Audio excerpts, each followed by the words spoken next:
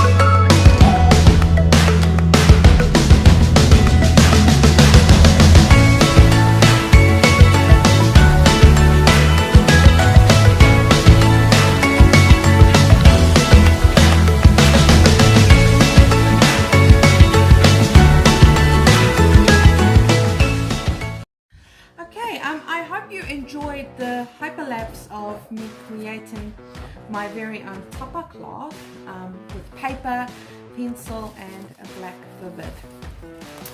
So what I'm going to do now is after scrunching it, I'm going to stain it with some tea. Now I've just used a normal tea bag and I've let it soak a little bit so that I've got that brown color. Alternatively, you can use some brown dye to stain your paper with. However, we're at home, so I thought I'd use what I have. And the reason for scrunching the paper is just to make it a little bit softer and more flexible. Alright, here we go. Okay, my tea's not quite dark enough, so I'm suspecting I might have to do a second coat, or maybe let my tea sit for a bit longer. I'm thinking probably a second coat, and that way it'll be more brown. Now, I'm not sure how many of you know this, but there are quite a few cultures out in the world that do create their own tapa cloth. Tapa cloths are not made from any fabric, they're actually made from tree bark. And it's a non-woven material, so it's not something that you can just go and buy from Spotlight or anywhere. What the process of making a tapa cloth is quite intricate, and I do know that in the Tongan culture this is a process that's passed down through the generations, from grandmothers to their daughters to their granddaughters, and you know, it's a family tradition. So I do know the Tongan culture, they have tapa that they make. Samoan culture has their tapa, and when you look at the two tapa, you can pick up slight differences in how they draw their patterns or what patterns they use and things like that.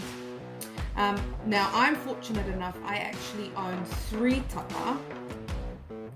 One I got when I bought a wicker table for my classroom. It was quite a tatty one, so the people who owned it before didn't really look after it. They might not have known the significance of it or the value of a tapa. So that one is one that I don't have on display.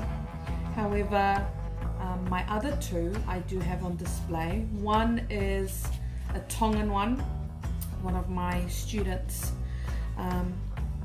from the school that I was teaching at before, Marina View. He gifted me the most beautiful tapa that his mum made, and it's very special to me. It's up in my classroom so I can look at it every day. And my second one is a Fijian tapa, and that I got from one of my students who went away to college, and it was a very special one. She even explained that that specific tapa was meant for people who are very special in your life.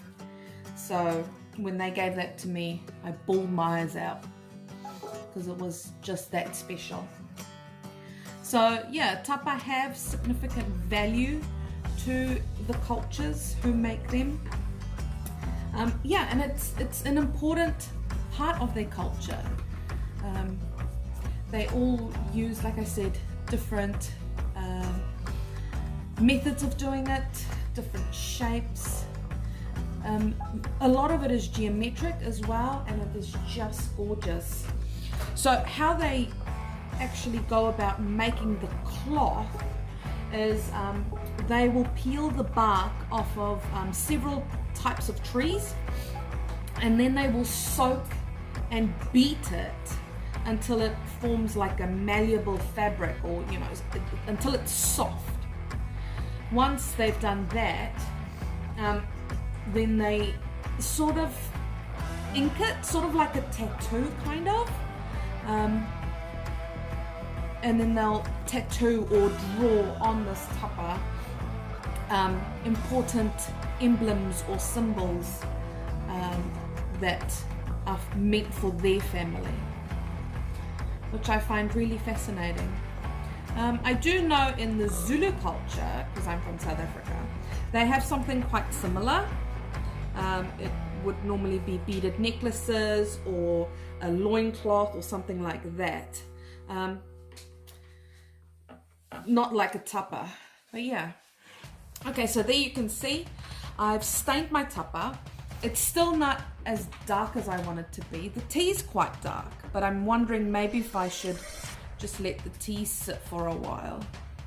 I don't think I have any food coloring, but that doesn't really matter. So there we go. I'm going to let it dry, then I'll probably do another coat, And then this will go up for display in my classroom. This is to commemorate our lockdown in 2020 during the COVID-19 epidemic. All right, well, I do hope that everyone else gives it a go. Send me some pictures, show me what you've made. I would love to see it. And if there's anything you'd like to see me try or give a go or make, comment down below. Okay? Have a great day, everyone. Ka kite.